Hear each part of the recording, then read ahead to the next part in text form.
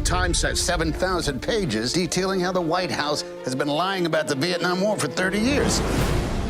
The story is about the importance of truth and the details of truth, not just the broad strokes of the story. Let's do our jobs. Find those pages.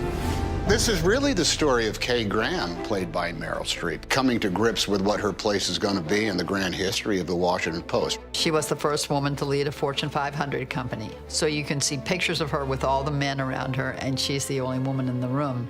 1971. She has been running it for 8 years, but my mother was fearful that she would make a mistake and destroy the company. Kay, people are concerned about having a woman in charge of the paper, that she doesn't have the resolve to make the tough choices. Thank you, Arthur, for your frankness. Women were still a little bit invisible at that point in time. And the focus of history came to rest on this particular woman's shoulders with the publication of the Pentagon Papers. Do you have the papers? Not yet. Ben Bradley was a newspaper man through and through. He loved to find the truth and put it out and let people decide for themselves.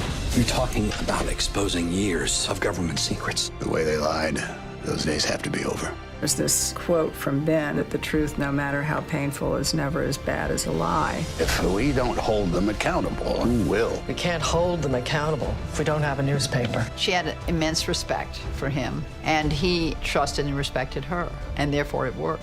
If the government wins, the Washington Post will cease to exist.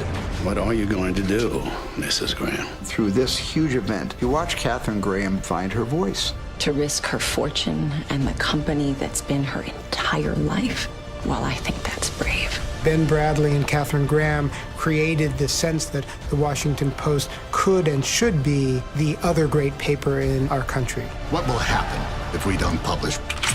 We will lose. The country will lose.